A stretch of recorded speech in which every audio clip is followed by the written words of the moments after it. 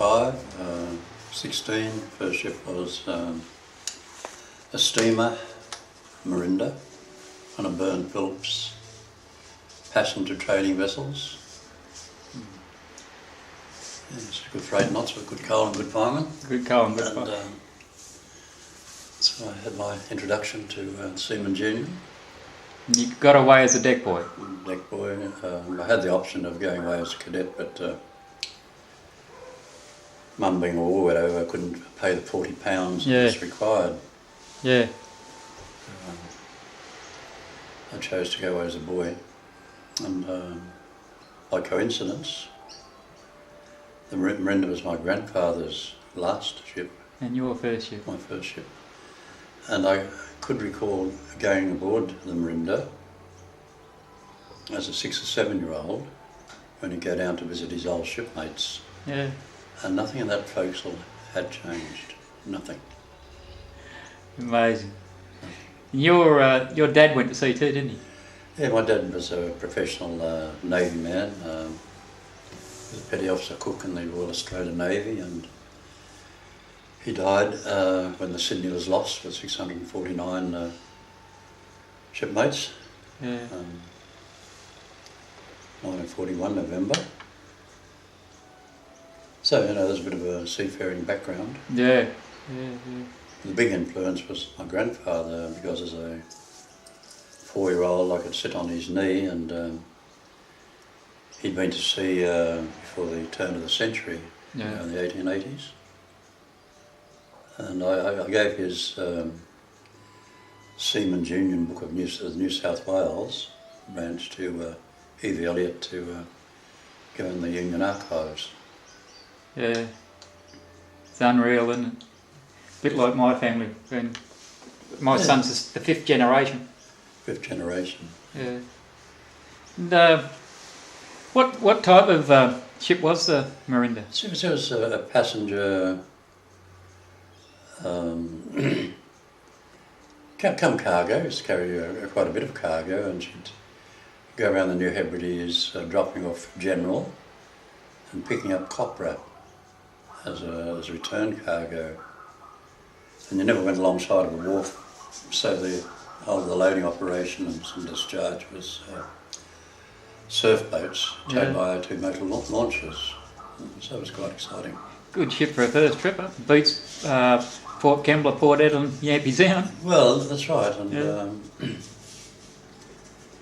first arrival at an island in the southern Hebrides, New Hebrides, Tana, we'd take on about 40 native boys, and they would work the cargo. Oh, yeah. And the seamen would look after the winches. Yeah. Now, as I said, how many was in the crew?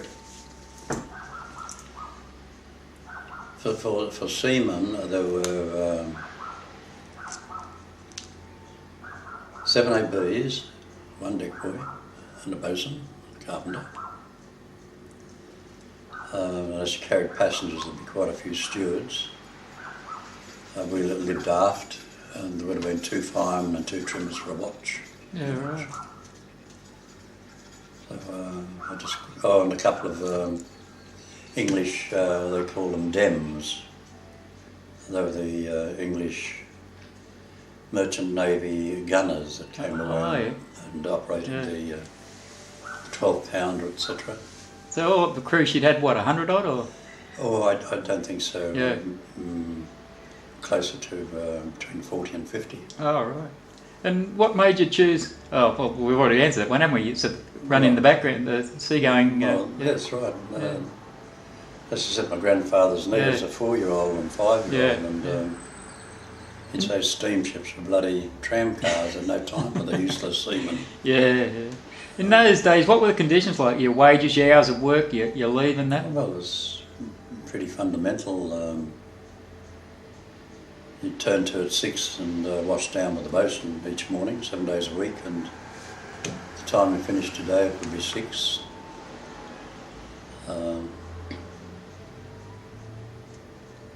Pegging, our mess room was forward, so you had to trim the tucker forward, but our accommodation was aft on the poop. Yeah, right. The bosun and carpenter had their own little cabin. I was responsible for drawing their meals as well. And what was your leave system in them days? It's hard to imagine. I think annual leave might have been 2 weeks a year. I can't recall. I can't recall what the sort of a monthly setup was. But I know as we were pretty poor that with the overtime I worked, to come home and pay off, it was nice to give Mum a handful of pound notes. Yeah, would have been. No, what was your time roughly in port, load and discharge in them days? We went from island to island and all surf boats and launches. Yeah. So, what about loading out here? How long did that take? it could take as many as 5 or 6 days. Yeah, right. Copra. And after each discharge they used to fumigate the ship because of the copra bugs. Oh, yeah. That'd take a couple of days too, wouldn't it, to discharge? Yeah. And then those, on that ship there, what was the tucker like? How did it, you know?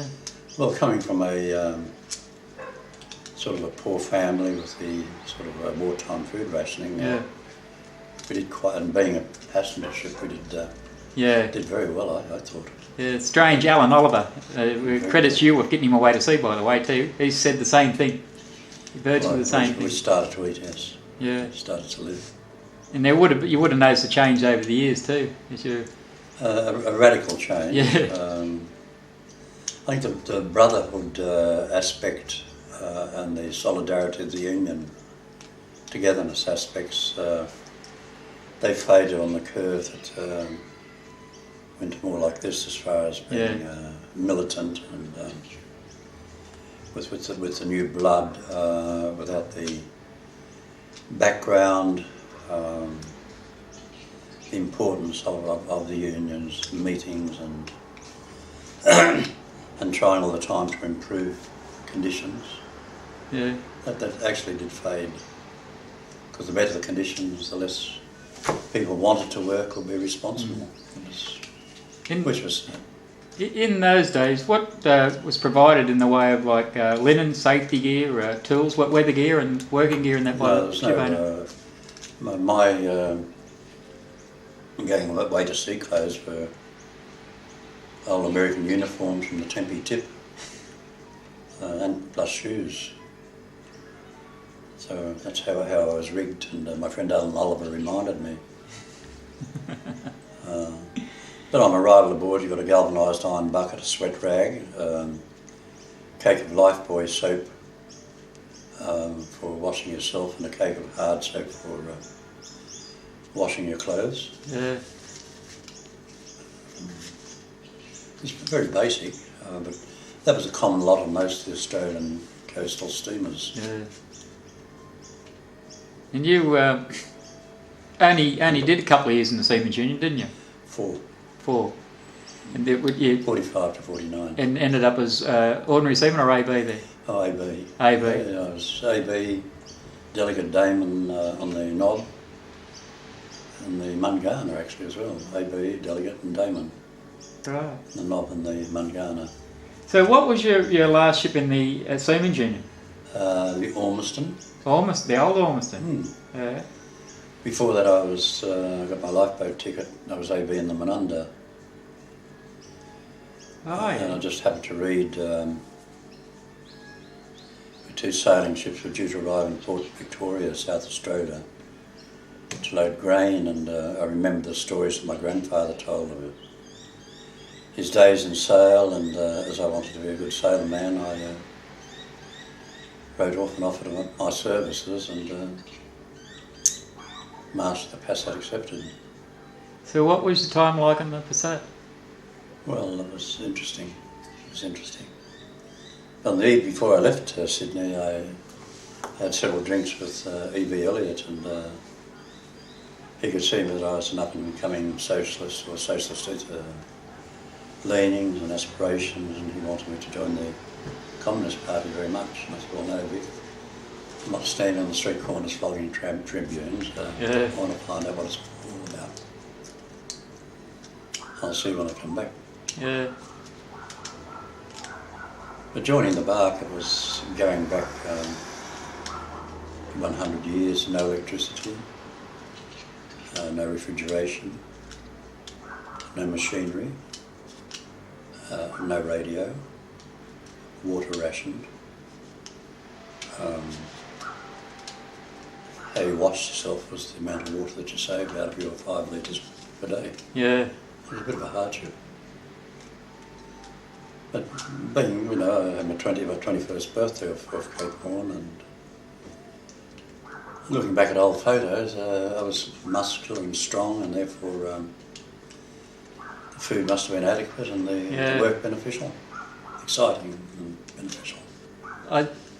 Was it as bad going around the Cape as I think it was the first time most the young Australians saw snow, actually. Yeah. And on the run down in the Roaring Forties, it was terribly wild, with massive following seas and the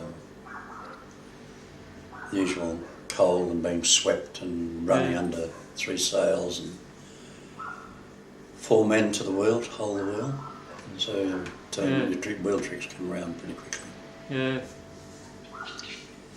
But it was this sort of cosmopolitan crew. There was Germans. I got to know quite well, ex-German U-boat mariners. Yeah. There was an ex-Finnish soldier who fought against the Germans and the Russians. He was their 3rd mate. There was an ex-English Army Captain MC. He was a deck boy. An Irish civil engineer. He was a deck boy. Next Australian navigator, Royal Australian Air Force, 30 missions. He was a deck boy. And my little mate Brian Peters, when I met while I was still in the Union, there were only sort of 3 of us that had any nautical background at all of any consequence. It's amazing. Quarter points, 12 hours a day, normal. And sometimes you do, 12 hours. You do your watch on deck, and then there'll be all hands on deck, and do another watch, and watch on deck again. I brought out the best in you. Yeah, I would do too.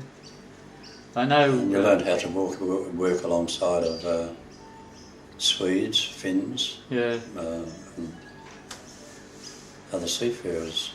But the deal was with the captain. He said, "I will sign you on," but he said, "Then you sign this guarantee that I will repatriate you, but the moment we sail, we rip it up. You'll tear it up." And so I agreed to that. Yeah. And so after, I think it's been 4 months and 20 days in her, and when I paid off in Penarth in Wales, my money lasted 3 days and 3 nights, spent on wine, women and song. And, not much singing. And I was destitute. Yeah. And shipped out in the British Merchant Service as a naval seaman. Right. I know just one thing you're talking about, why I asked you about the Cape and that. I know years later when I sailed with you, and we'll get to that again later, but we went around the Horn. Went around the Horn once, and it was dead calm. And I've got a photo of me and the cook and someone else with Terra del Fuego in the background, and you can see it as plain as day. Yeah. Yeah. Well, of course it does have its moments, but the rundowns can be, you won't get a smooth rundown, but occasionally you get the cop it easy, snow, I think it was the trip before when we were in Panama, the Aussie Venture came in with containers hanging over the side and steel hanging over the side. Had a rough time in the North Sea, actually. Yeah. Captain Remains. Yeah. And after the your little stint in the English tankers and that, the Athelstane and that, I was in about 3 or 4 ships. Saved enough money. It was pound and pint. 1 tin of condensed milk per person. And having enjoyed Australian Seamen's Union conditions, the Brits were 100 years behind. They were still Board of Trade scale of rations, and they were adhered to. Pound and pint.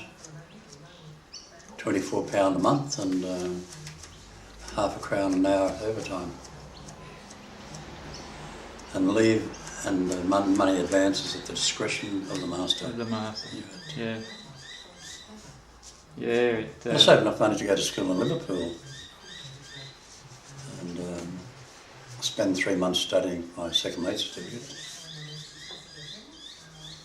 I almost got there and ran out of money, and joined the ship as AB and was promoted third mate at the forecastle. Then I went back to school and passed for second mate. What was your first third mateship? Well, actually, they were so short of officers that there were only second mates' jobs going, and I thought, well, I'll ship out as bosun. But they said, no, you can't. So I joined this tramp steamer, the Carlton. They borrowed 10 shillings off somebody and went from Liverpool to London and joined this wretched tramp steamer. They used to carve the joint of meat with a razor. You could pick the meat up and read the paper through it. Toilet paper was rationed. She was rough. How long did you last over on them ones? I did 2 voyages, ballast from London to Montreal from Grain, Montreal to Antwerp. Then I remember meeting an Italian lady in London, and so when we come back, decided to marry her. You're right. Sequel to that, I was booking into the Merchant Navy Officers Hotel in Lancaster Gate on the eve of the wedding, and a chap tapped me on the shoulder and said, "What are you doing here, Quinny?" I said, "Well, this is..." I said, "What are you doing here?" He said, "This is Roffler's." And I said, "I passed for second mate," and he said, "So did I." We'd sailed together as able seamen in the Menunda. Oh, there, yeah.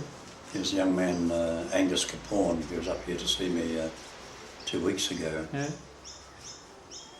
He started off in the RAN and was a young sailor when the Australia was hit with the kamikaze, Angus, and he finished up driving the pilot boat in Sydney. Angus Capone.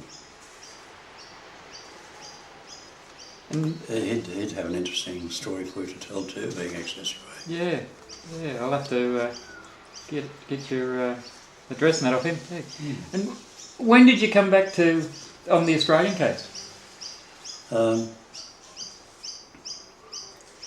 After my marriage, I joined the union company, and they sent me out as on 4th mate's pay and the Orontes as a passenger. And I spent 3 or 4 years in the union company. Yeah, right.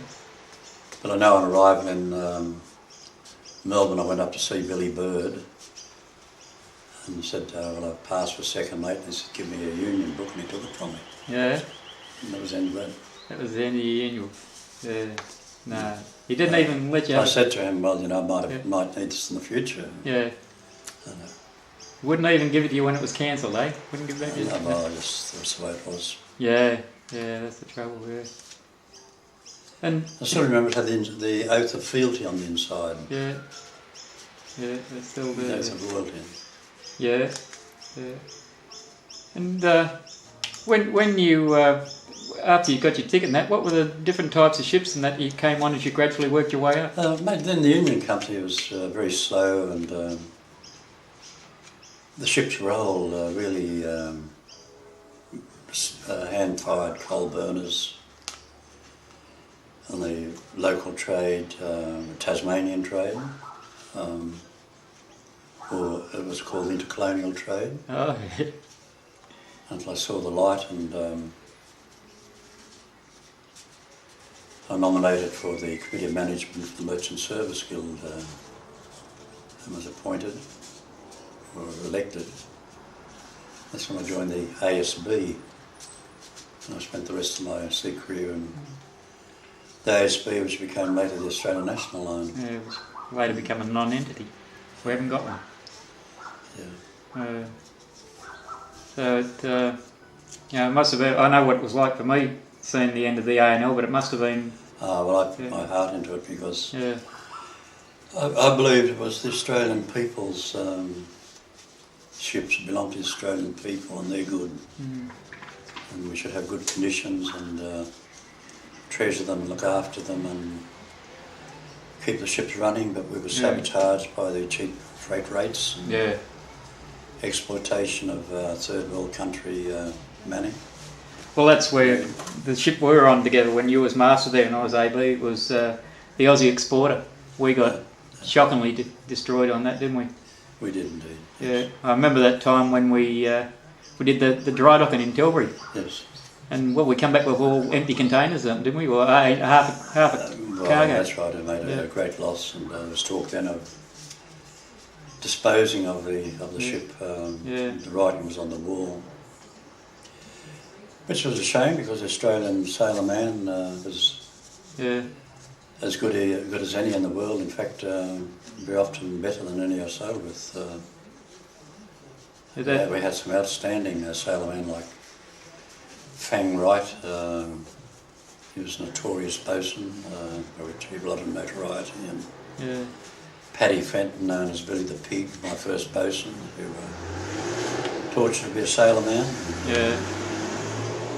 Characters, Billy Bodman. Yeah, well, that's one that stays in my mind. Well, that's where I seen you after 25 years. I think it was Bill's funeral, wasn't it? That's right. I wasn't seen you for 20 odd years. Sad. Yeah. But and that's one thing I was just telling Dallas a while ago. It really gets me now is that the tug company I work for, one of our customers is ANL, but they're owned by the French, CMA CGM, and they've called nearly all their ships after the old Australian National Line ships. They still got the green and gold on the funnel, the big ANL down the side, the ANL Urunga, the ANL Urunga, I was on the old Urunga, the Windara. I was master with the Yandera. The old... And Windara. There was one that came out here called the ANL Empress.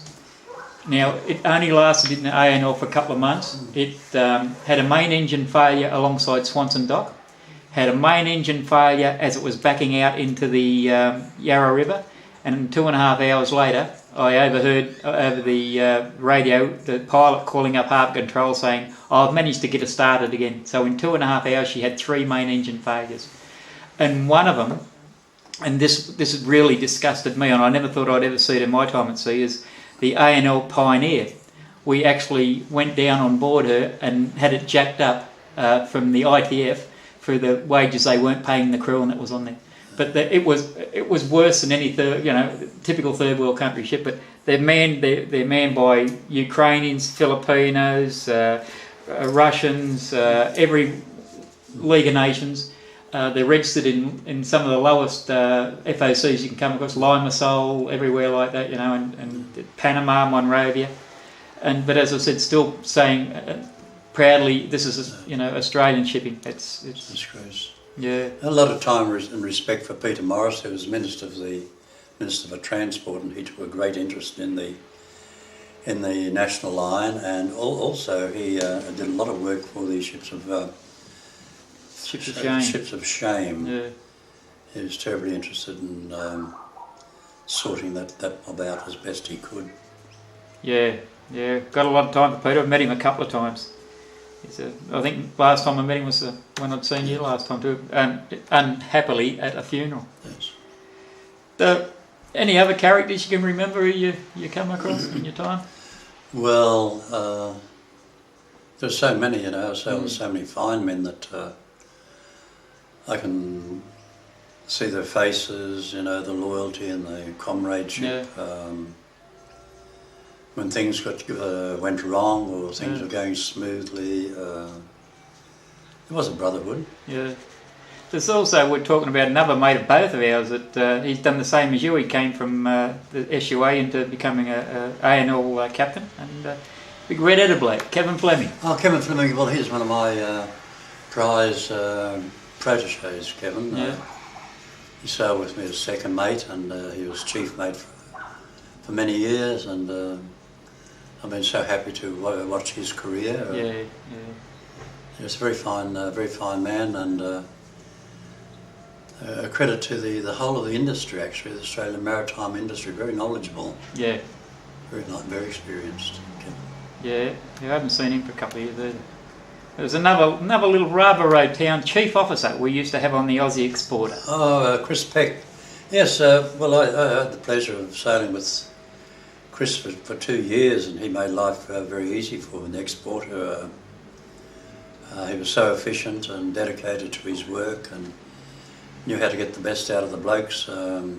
He actually got me to turn to once or twice too, I think. Well, he had to up the funnel in Port Everglades, I think. Yeah. After a night ashore. Well, yeah, that's right, when we were changing the colours. Mm. Yeah, I remember that, yeah. And over your time at sea, John, you would have had a few highs and lows, a few good times, a few bad times? Well, there was a time when I took a commission in the Naval Reserve, and as such I was always interested in warships. During the Vietnam War I was pressed into service, told to take command of Japarat and given the rank of Lieutenant Commander and get on with it. And to my, sort of very often shame and discredit, I undertook this work. And of course, I still have the nightmares and the horrors that what was done was very wrong, extremely wrong. That was hindsight. Were you on her when she came back in the Merchant Navy? I was chief mate of her at one stage, so I knew the ship. No. She made more voyages after I left.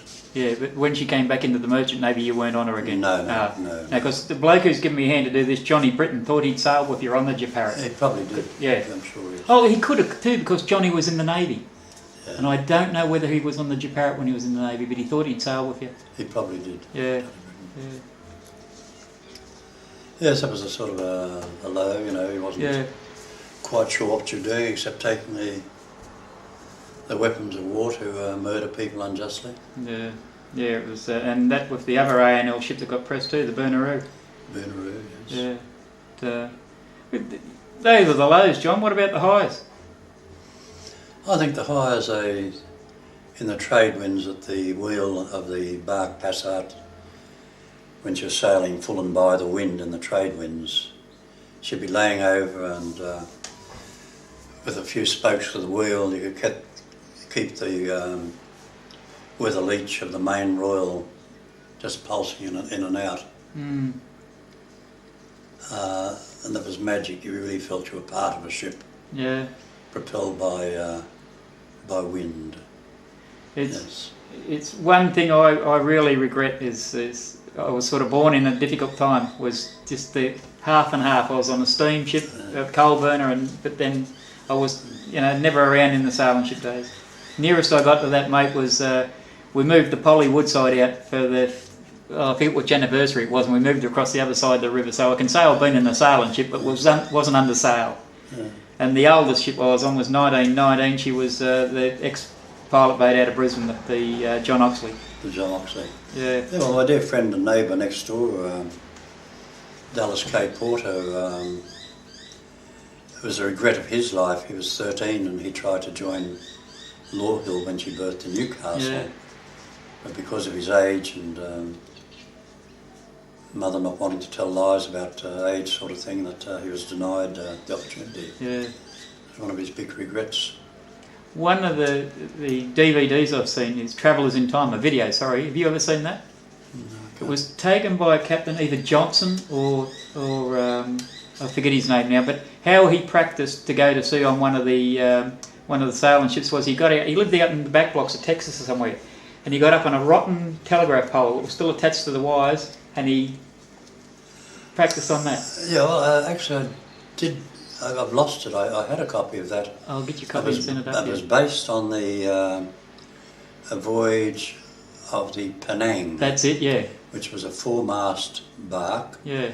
And she was a German cadet ship. Yeah. She had hundreds of cadets running everywhere, but life in the Passat with a total of 28 souls was hard work. Yeah. One part I remember on this one in Travels in Time, and I'll never forget it, the captain there had a dog, a little fox terrier. He used to bite the... Used to bite the last in line, and heaven help you if you were last in line. And she encountered a bit of weather. I remember a segment from that, a bit of a clip where there's a sailorman hanging on to a sail and he's... That's right, yeah. Yeah, no, it was as I said, I'll get a copy of that for you and I'll send it up, mate. I've got it at home. Oh, I didn't appreciate that. I've lost mine. I'll see if I can, hopefully I can transfer it over to DVD. Well, that'd be wonderful. Yeah.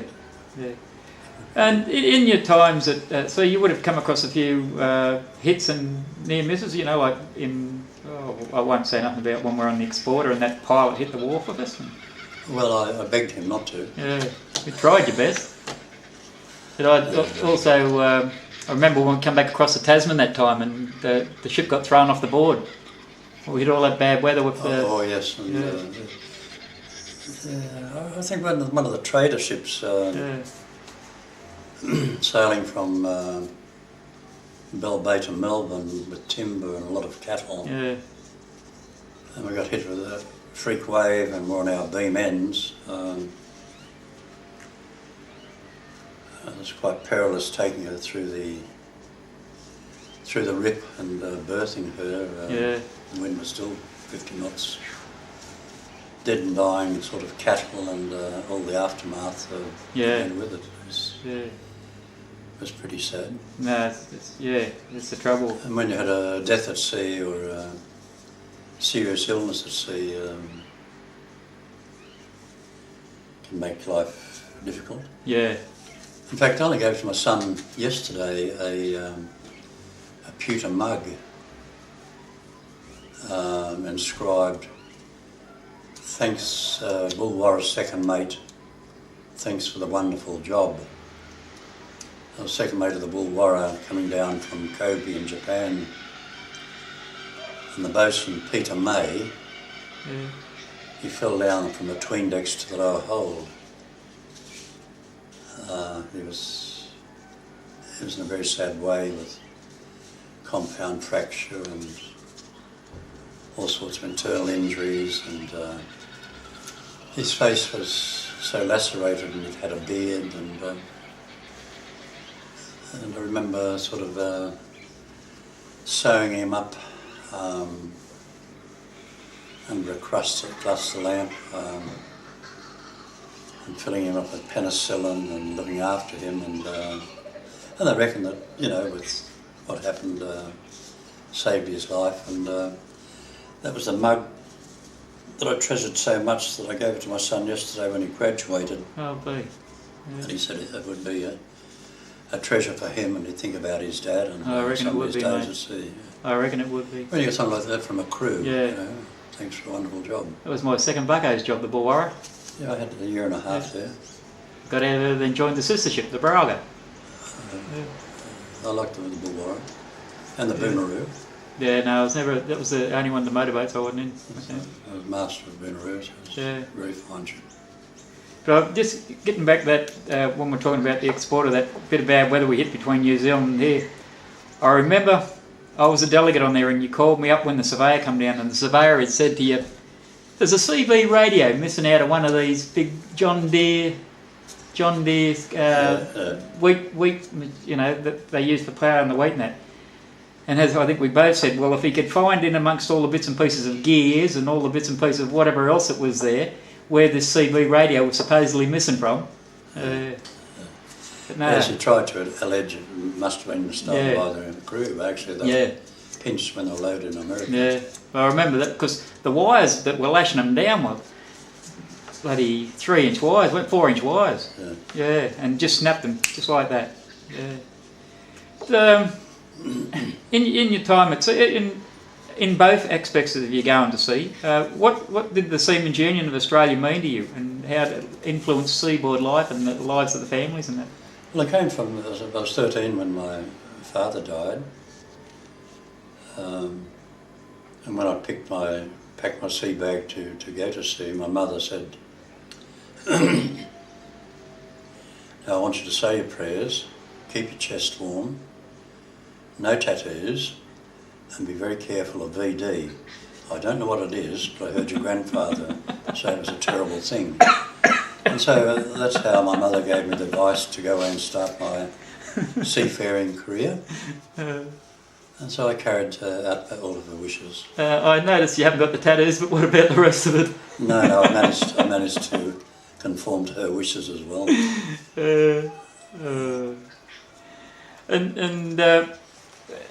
With the, as I said, but the Seaman Junior aspect, I think the 4 years that I spent in the union, so I was a boy and as a bucko and as an AB, in those days there was a lot of sincerity. There were a lot of men around who'd been through the strikes and the hard times, the hungry miles. And they were serious and they were honest and dedicated to improving the lot. And I felt part of the whole, part of the brotherhood of the sea, part of a union that really meant something that was different. I think it had a lot to do with the shaping of my character and the decision making that I had later on years that I encountered. Yeah.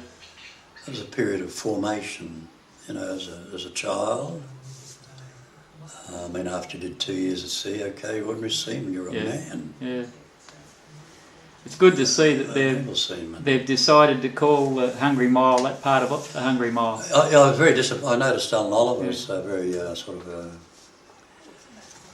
vocal about that, and I sort of shared his sentiments.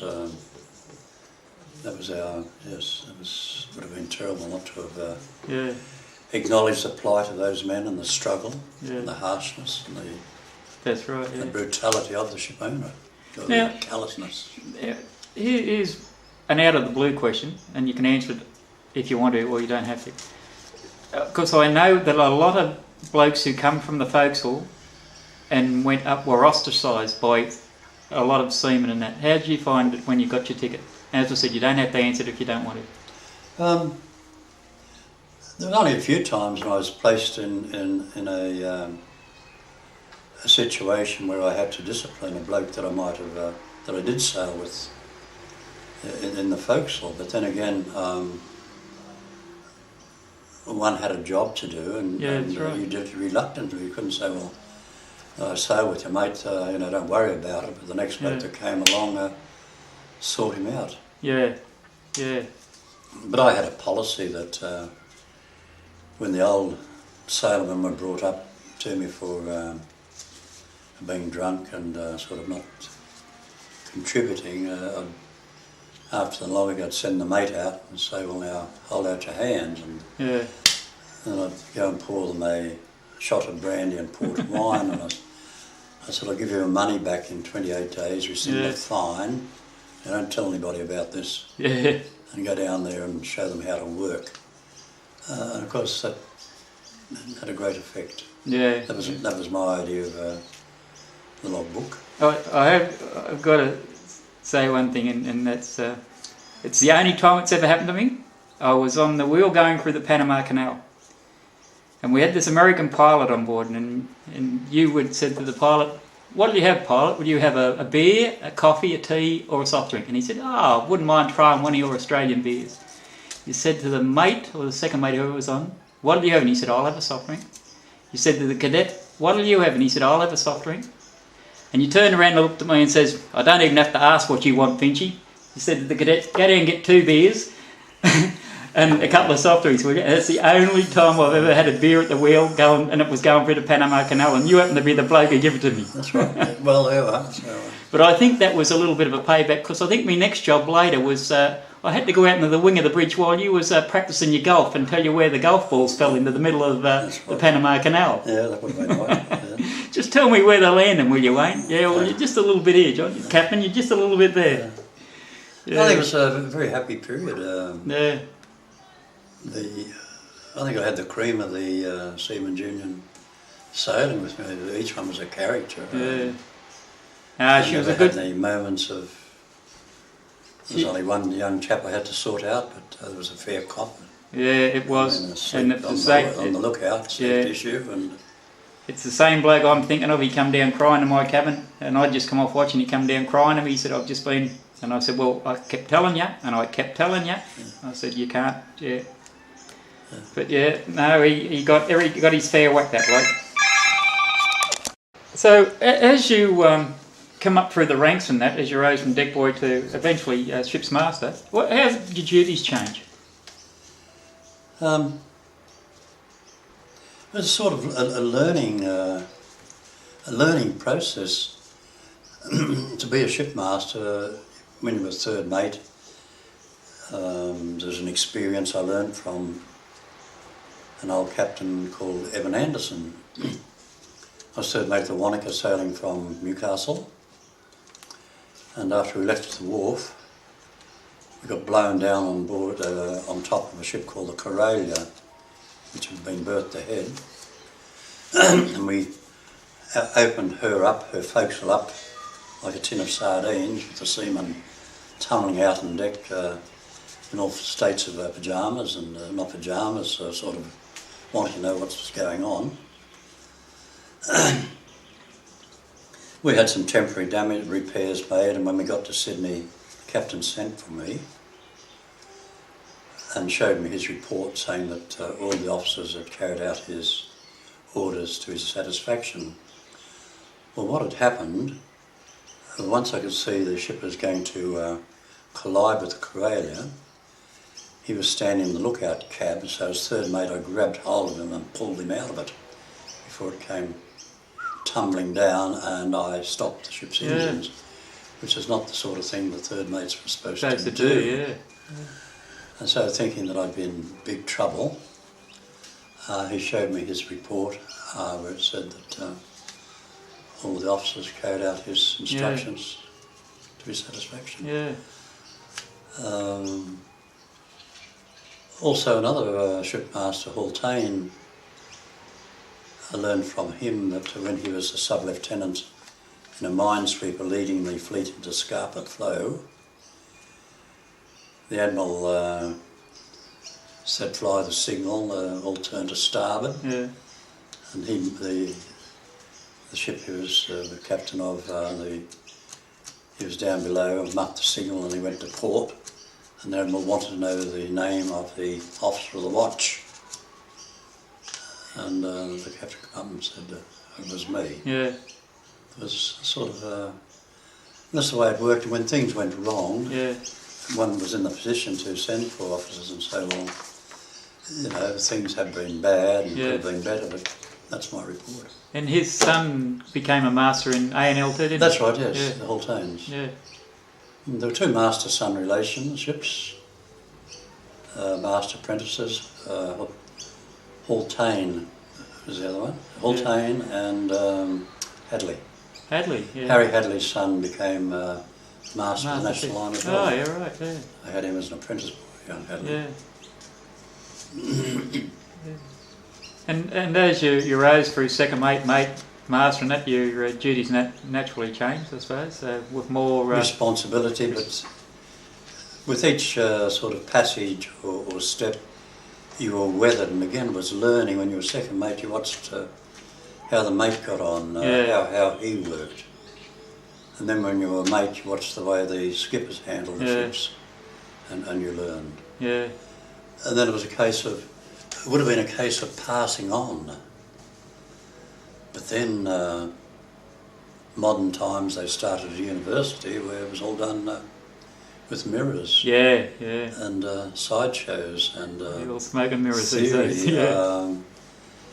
And gone was the language of the sea, the nautical sagacity. The modern day sailorman, I'm going up aloft or I'm going down aft. Well, there's no such terminology. You went aloft or you went aft. Or you went forward, you wouldn't go up forward. Up forward, And the sort of orders have changed, and that was part of it, was the language. When I first started off, there were no wristwatches. It was done by the bell. Yeah. Yeah. And your life was regulated by that bell. Yeah. Or the bosun turning you to and knocking you off. Yeah. And in the first ships you sailed with quarter points, you had to steer by box the the quarter compass. points. Yeah, that's right, yeah. I was lucky, or well, unlucky, but I didn't have to steer by quarter points. But, so I missed out on all of that. But it was only just before I first come to sea. But yeah. And then, the other interesting thing was when I went back to sea, after I retired, I went back as third mate of the Newcastle, and lo and behold, there was a young lady cadet. yeah. And in a way I was responsible for the National Line taking on lady cadets. Liz Datson was the first one, wasn't she? Probably. But I was ashore having lunch with the Marine Superintendent, and I mentioned the possibility of, he said it will never happen, and I made a bet with him Yeah. that it would. And so I wrote a letter to the Australian giving the name of a girl, Yeah. saying I just passed the sort of leaving certificate with the highest pass in maths and science, and I wanted to go to sea as a cadet. But there were no opportunities, there was only discrimination. Yeah. This was published. The A&L board called a meeting and said, what are we going to do about this? Yeah. And within a month or so, they got their first Yeah. lady cadets. Lady cadet, yeah. As a result of the wager. Yeah. Yeah. And you won your bet. Did you get paid for it? Oh yes. Yes, he took me for lunch. And if somebody got hurt, you had to be able to do something. Yeah. And how many times was one obliged to give injections for penicillin for all sorts of strange maladies and or sew people up.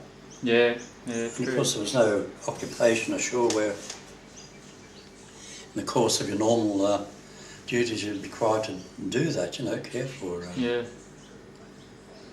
the sick and injured. Yeah. I That's do right. remember one case when I was third mate of the Wanaka northbound. The crew attendant was bleeding from the rectum and mouth, spraying blood, and the captain asked for medical advice by radio and was told to give him some ice to suck. So the captain did my watch. I went down and held the poor man's hand while he died. Yeah. Yeah. Crew attendant. My young brother had that sad experience of doing that on the Clutha Oceanic when the ABs died. He was sitting there with him, and I think Jeff was only just out of his bucko's time when that happened. But, Yeah, again, the brotherhood of the sea, as I often mention up to Kay, the camaraderie. Yeah. Yeah, matter of fact, one of the blokes I did yesterday, bloke by the name of Joe Patterson, he was in a BHP ship, and the captain there did a very similar thing. And Joe said to him, he said, I always thought you were a bit of a bastard. He said, when I sailed you as captain, he said, and I still probably do. He said, but what you did last night, he said, was above and beyond this skipper ended up being one of the chief pilots in Newcastle. But yeah. So, and when you finally reached the top, you only had to put up with blokes like me then. No, again, it was a case of learning and feeling your way. I remember my first command was the Ugara. I think there'd be about 680 tonnes dead weight. Yeah. There was a man I sailed with later, a jock. He was the mud pilot. And going through the Piedmont Bridge, I was saying port 10, starboard 10 midships. And actually touched the fendering of the bridge and received a bill from the main roads. Yeah. And Jock said to me, whispered, he said, the next time, Captain, if you just tell me to take her through the bridge, there'll be no trouble. He reminded me of that when I sailed with him later on the expedition. It was the same bloke. Yeah. Strangely enough, the bloke that I done yesterday, his first deck boy job was the Ugara. Yeah. In 1963. I know they carried boys actually. Didn't they? No, you only had. He might have been bucko. You only had Oh. you had 5 ABs and a bucko. Oh, right. So, well. 5 ABs and a bucko, yeah. Yeah. And a bosun, yeah. It must have been bucko. Sorry, yeah. No, he was, because his first job was an ironback. Because he was, got me to ask Freddie Krause at something. Freddie must have relieved him as bucko or something on there, but he was on the Ugara, and he said Freddie was seasick the whole time he was there. Yeah. But yeah. So, and there was a spirit of tolerance amongst seafarers too, in a way. Like my friendship with Billy Bodman when I was mate of the Oranda. If I was in port, I'd go off to my Sunday Mass and Bill would say one for me, Captain. Yeah. And so, will you read the Catholic Weekly? He said, I will if you read the Tribune. And such was the sort of wholesome relationship that, we went our own ways and they could have our private lives and beliefs. Yeah. And they sadly missed the old Billy Botto. Yeah. So, well, I've got his name in my prayer book and Billy and Brennan's. Johnny Brennan, yeah. And so they get an honourable mention every morning of my life. They were two blokes I regret I didn't think of doing this beforehand and getting their history down too. In your time at sea, you would have come across a few shipboard disputes and disputes that happened ashore but affected the ship.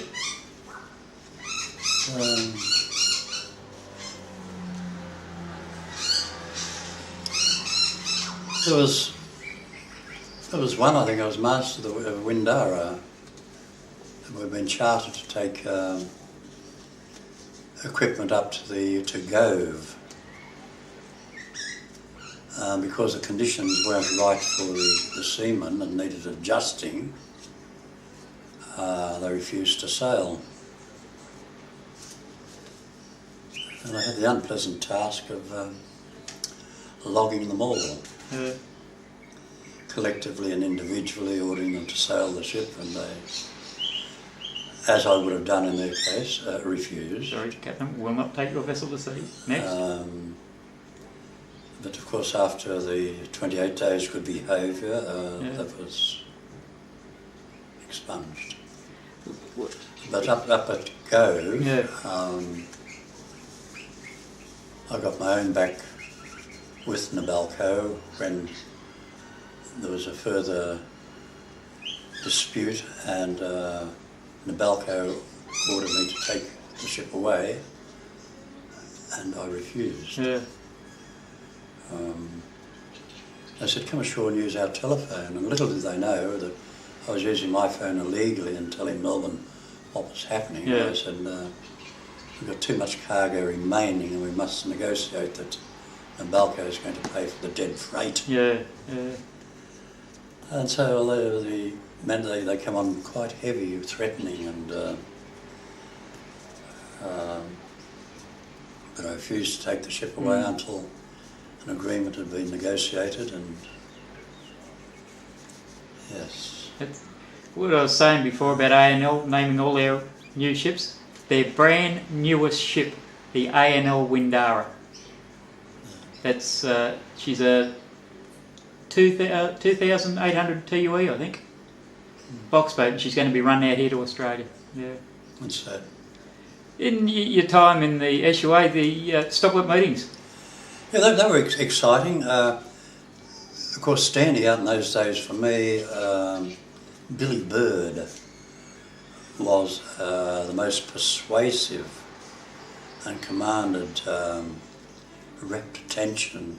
In those days, there were a lot of ship's firemen, trimmers, and sailormen, and so a meeting was, quite a gathering of sailor men. And Billy Bird, of course, he was the Peking line, a dedicated man. He could hold each and every one of us in the palm of his hand, and if a motion was put, without hesitation, we said, all be in favour. There'd be no hesitation. Such was the power of his persuasion and his sincerity. And of course, the same went for E.V. Elliott. Go to a meeting with Vic could sway the mob for something beautiful. Yeah. Take the meat out of his hand. But we had a good thing going because we'd go to a meeting and nominate one of our blokes to be doorkeeper and get the £2 and that'd be our beer money. Nowadays you'd be lucky to get a quorum at a Saltworth meeting now. That is sad. Yeah.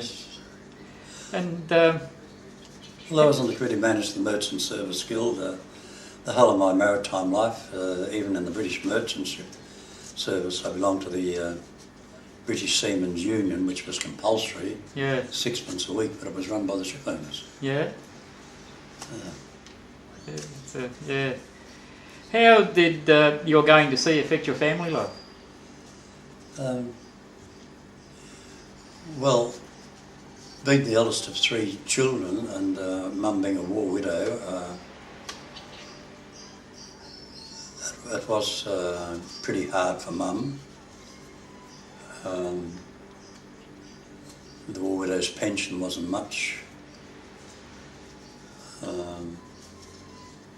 But somehow she managed, and when I went away in the bark, I was away for 3 years.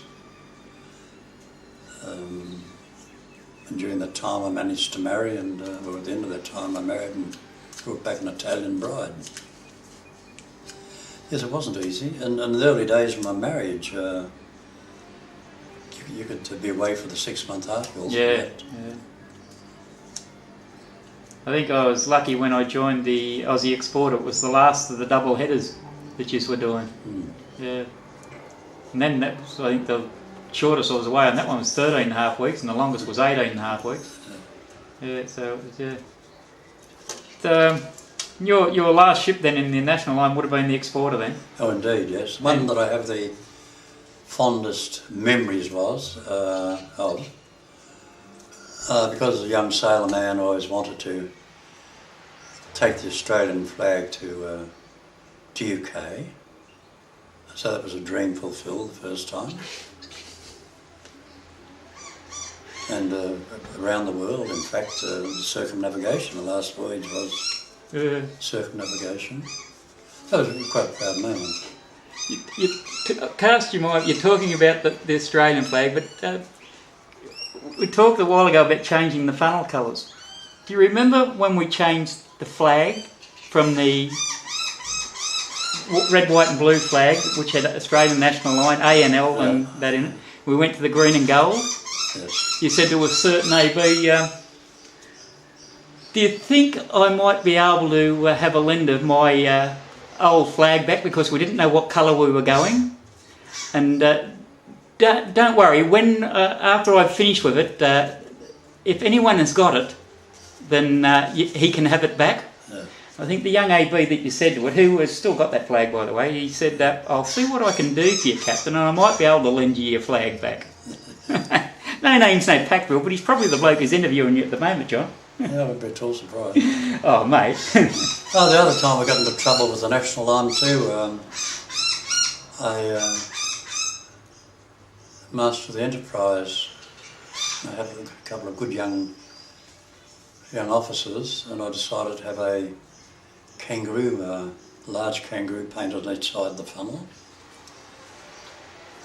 Coming through the heads, one of the National Line executives happened to see it and rang Melbourne. Ooh. As soon as we berthed, down came the heavies and said the kangaroo must go. What on earth did you do it for? I said, it seemed like a good idea to me. Anyway, I've taken a photograph of it. So after you retired out of the Exporter, you made a couple of comebacks, but you got demoted again, mate. Well, I had the option of sailing as master in the Flags of Convenience, where you sailed out of Hong Kong with maybe a European chief engineer and chief mate. Yeah. And you would have made your money by not feeding the crew so well, or helping yourself to this, that and everything. And so there was something that was repugnant and I couldn't handle. I had many offers to carry on in command. I was young enough and qualified and experienced. It's the same as when I was in the Caribbean as honorary captain of these luxury sailing barkentines. Yeah, I was going to ask you about them too. I could have stayed there as permanent master, but Yeah. again, third world countries where $30 a month, Yeah, 7 days a week, yeah. very poor. There would have been a big difference there between that and Passat. Oh yes, there was 5-star luxury with sail decoration. You pushed a button and the yards. That was your ABs, yeah. Automatic steering. Yeah, yeah. No. Yeah, it would have been a big difference, mate. No, I used to teach the passengers, the millionaire passengers, how to sail them of a morning and give a lecture of an evening. And after half a dozen rum punches, I had no trouble giving a lecture of an evening. In fact, And so your last ship altogether on the Australian coast, and when you decided then finally to pull the anchor up, was the Kowalka, was it? Kowalka, yes. Kowalka. And I could have stayed her, but she, Thevenard or somewhere, she clipped a screw on a reef.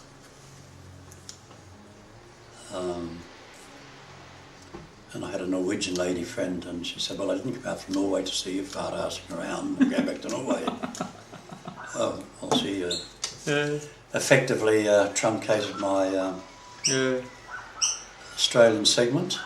But then again, her father was a ship owner and her brother was a ship owner, and I was offered work in command out of Norway, again with third world cruise, and I couldn't accept it.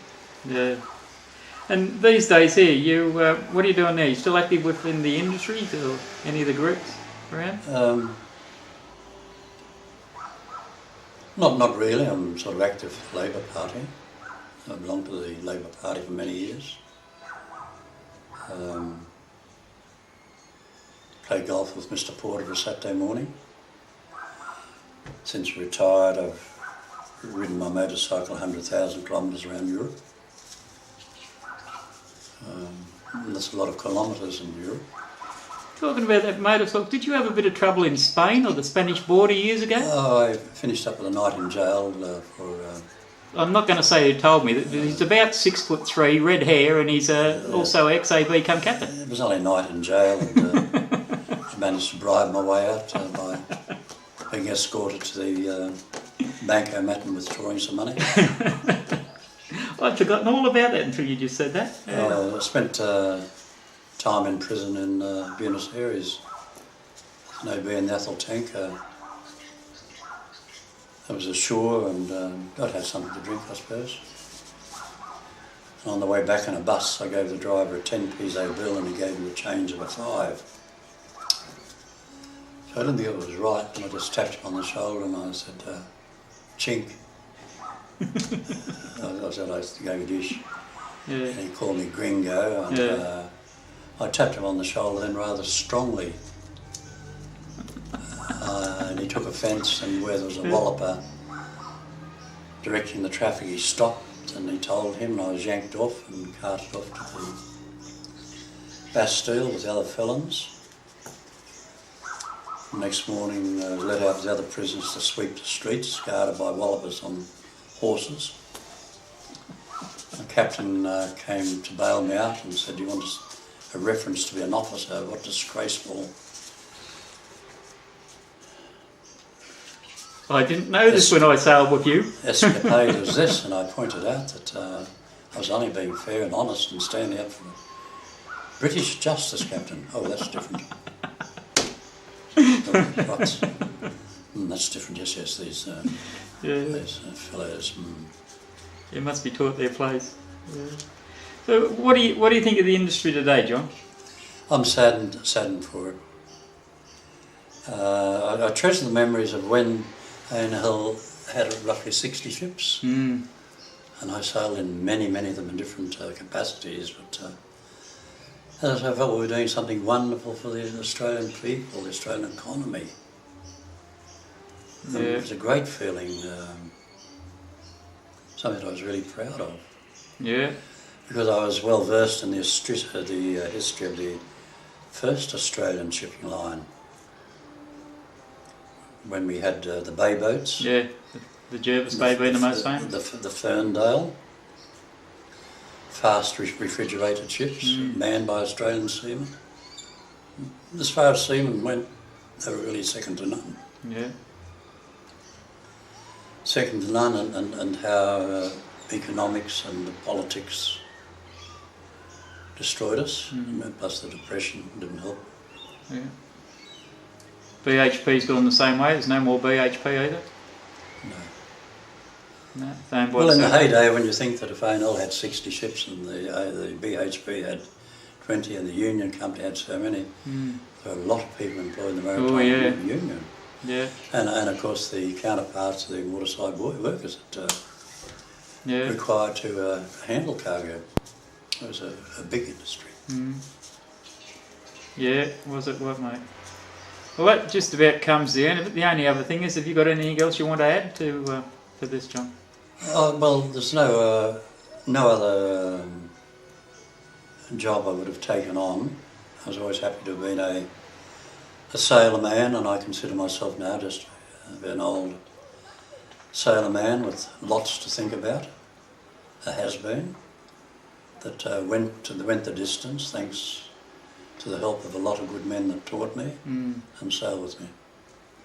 Well, so I'm I'll not finish up on that. Yeah, I'm not doing anything in your pocket or anything like that, but there's only a few captains I sailed with that I really liked, and even though I did have to go spot a few golf balls and that, I quite wrapped in sailing with you for the 3.5 years, John. It was a good 3.5 years of my life. Yes, well, the Explorer was the highlight, and I often had a quiet beer with old whiskey Jack and Jock that nobody knew about.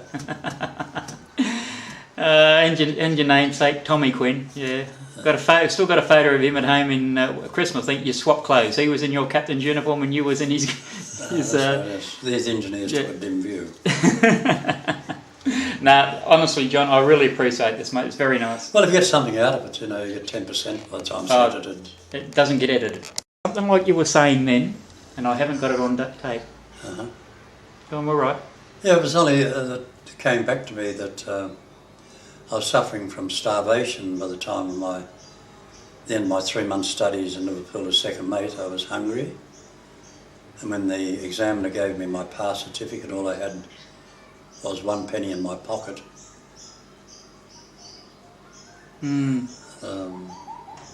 It was a hungry period. Just one thing. Have you got any, like as I said, my young son is coming through now. He's just got away. He'd be the equivalent of a deck boy.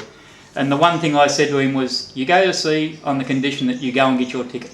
And hopefully that's what he's going to go right through and get. But have you got anything you would say to a young bloke going to sea these days? I'd like to have them stop sometimes when they're on the bridge of a ship or aloft, to have a look around the horizon, the totality of the horizon, and say to themselves, all this is mine. They can watch the sun rise from the sea, travel the heavens uncluttered until it goes to bed on the other side of the world. They can watch the moon do the same. They can watch the stars come out at night. They can be conscious and look at the moods of the sea and the clouds, smell and taste the wind. That's what the sea's all about. We're just like ants on its back. Yeah, that's true. But to appreciate the majesty, been through a few hurricanes and cyclones, the power, but then again to embrace the balmy days, the trade wind periods where the sea was gentle and the wind was steady and fresh. Yeah, that's true.